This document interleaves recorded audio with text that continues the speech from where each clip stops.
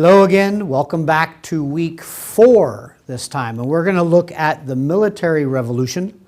But before we do that, I want to look a little bit backwards to kind of grab hold of some little details of the commercial revolution and how they lead into a new situation that sets up the military revolution. And there are 3 videos for this week's lecture series, so let's get into number 1. The commercial revolution is about 17th to 18th century. We looked at all the different things that happened, but I want to ask you, if you remember, think back, what was the most or could have been the most significant event during this time to sort of launch or open the doors to that commercial revolution, that commercial explosion? What was that one event? If you guessed the discovery of the New World by the Europeans, that would be, you got the answer right. That is exactly right. Up until this point, trade, interactions, cultural back and forth, all took place on that old world stage. Very little, if anything at all, was done to the West. And when that opened up many new markets, many new opportunities. And I want to look at some of those opportunities and who took advantage of them. So in 1492, we have Columbus sailing the ocean blue. All of you remember that song. He lands in the West Indies and he lands for Spain. So this is 1492. In 1500, Portugal follows up and starts settling Brazil. In 1519, Spain comes across again. The West Indies have had time to sort of cultivate, and they've brought back and forth some more journeys, some more voyages. Now they want to go further. They land in what is now currently Mexico, and they start with their conquistadors invading the Mexican region. In 1526, you have the colonization of the Peru region on the sort of like the west coast of South America, west and kind of north.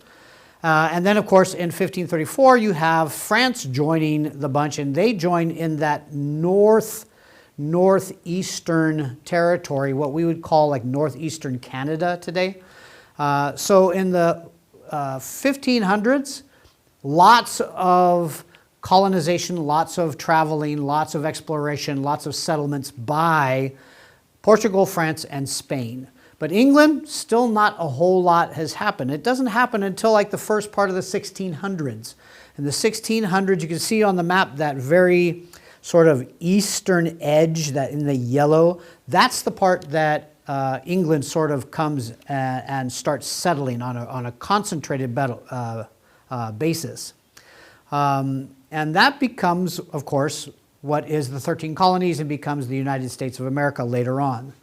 But, I mean, you can just look at the map here. You can see how much is being populated by Spain. That's the purple, orange by Portugal, and then the yellow, of course, by England, and then that kind of pinkish salmon up at the top, that would be France. But look how much is still green, unpopulated, not settled. There's a lot of space. So if I were to ask you to pause the video, and I will ask you to pause the video in a second, and ask yourself this question: what specific opportunities opened up in the New World?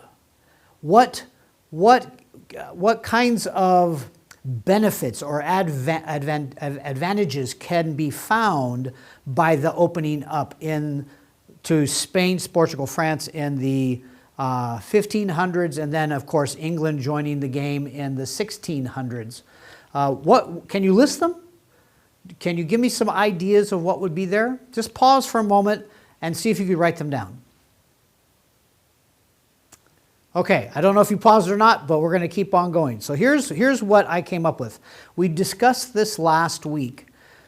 Goods, things like sugar, coffee, tobacco, money.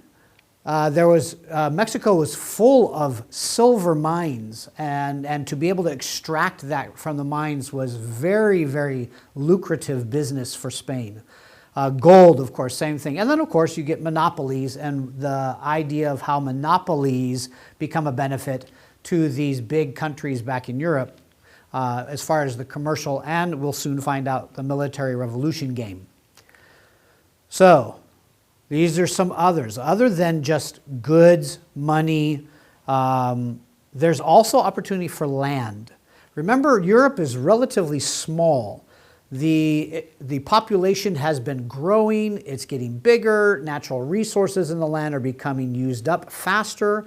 Remember the Malthusian trap, that kind of, the population starts to grow, they try to grow some crops, but the crops aren't enough to feed the population. Population doesn't eat so well, so health starts to deteriorate, and then the population starts to decrease.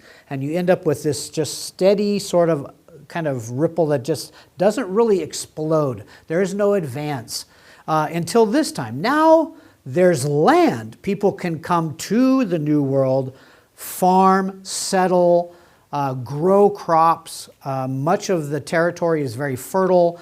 There is a surplus of income, whether it be money or whether it be food. And you see this rise, this peak in that real income, realized income, whether it be food or property or money, that starts to take off.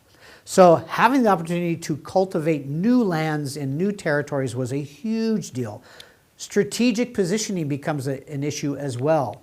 To have certain regions under your control globally and to be able to control waterways, big strategy, big help.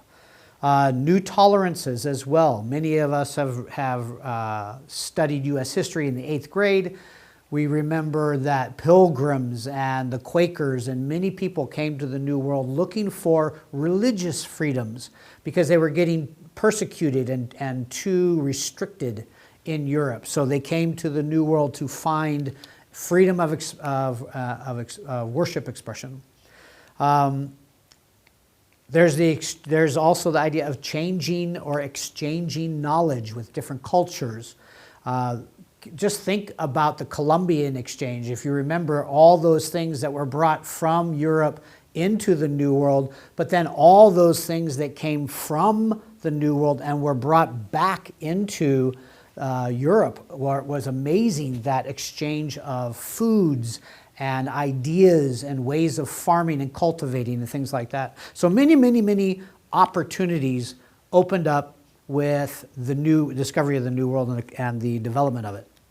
But this also created new problems. So what kind of problems would settlers and these big countries who are trying to cultivate land in the New World, what kind of problems might they face? We discussed this a little bit.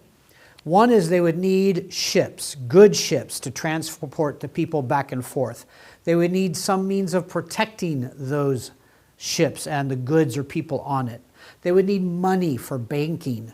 They would need money for investing into cultivating new lands and farming and things like that. They would need insurance to ensure that goods going from one part of the world to another didn't get hijacked or pirated. There was a need for science.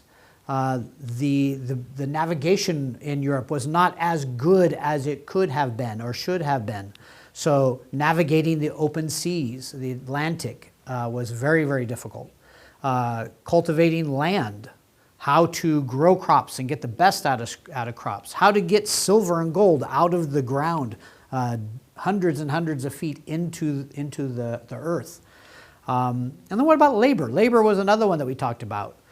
You need bodies that are not only trained, but are also able to do the kind of work and with the kind of skills that are necessary to achieve and take advantage of these opportunities. So there's definitely issues, definitely problems that they have to address. And how do they do that? Well, they come up with solutions. They make some choices. And one of the ones, some of the ones that we decided or we looked at last week was one, science. The kings, the countries started sponsoring these royal academies of science, like in Madrid or in France or in London. We looked a little bit at the labor. Either we get volunteers who are already existing in the colonies, or we end up with purchasing slaves and importing them into the New World. Finances, we're gonna take a look at that in just a moment. And then, of course, building more ships, building better navies, building more mobile armies. And how do we do that? How do we make that happen? I mean, that takes a lot of money, and kings were sort of limited to whatever the people could give him, the taxes, so to speak. He needed a new way. And so we looked at the mercantile, fiscal, military state. These kings, these people of power in these countries now have new land. It's their land in their eyes. They have a monopoly on those lands. Nobody else can get in there and do anything with it. So he goes to certain companies and says, tell you what, I will give you sole rights to Jamaica, or sole rights, these territories, Hispaniola, where Columbus landed. These territories became sole areas where companies, and only those companies, could do trade and cultivate and try to find some way of making a profit off it.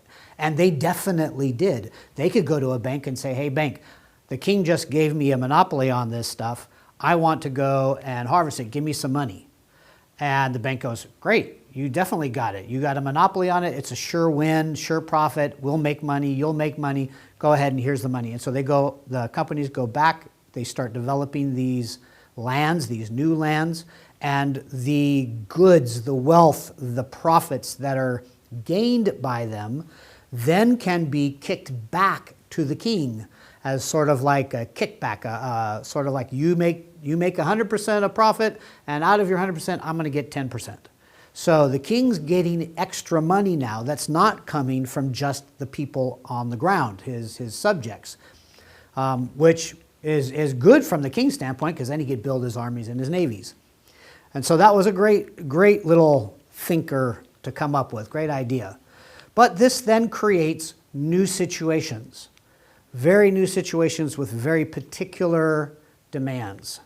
So if so many people are building armies and navy, whose are stronger? Who's going to be the top dog? Who is going to be the one that's going to have the most control? Because remember, we're going back to Machiavelli's idea of these decisions, these things, these actions of men are always fed with inner motivations, their own passions. And one of those passions is to have more control, and just more and more and more and more and more. So now you have England, France, Spain, Portugal. They're all big players now in this new world. They're building their armies. They're building their navies. But the problem now is, who's going to be top dog? You go back home and they're still fighting and warring between these guys, and they're not getting along. They're not, someone in one of my classes made the comment that Europe was one of those countries that blah, blah, blah. Well, Europe is not a country. Europe is a massive number of kingdoms and tribes and broken little regions and, yes, countries and kingdoms. There's not unity there. There's constant fighting there, at least back during this time. So when France and Spain and England and Portugal all sort of jump into the new world and they're starting to get, all buffed out, somebody wants to be on top. So the question kind of changes. The kings start to sit there and go, what must I do to ensure my armies and my navies are the strongest of them all? That becomes the next question, that new situation, that new problem that they have and that they face. And so the question is, what are they going to do? And that leads us into part 2, our second video, when we get delve into what exactly the military revolution is all about. So we'll see you in a few.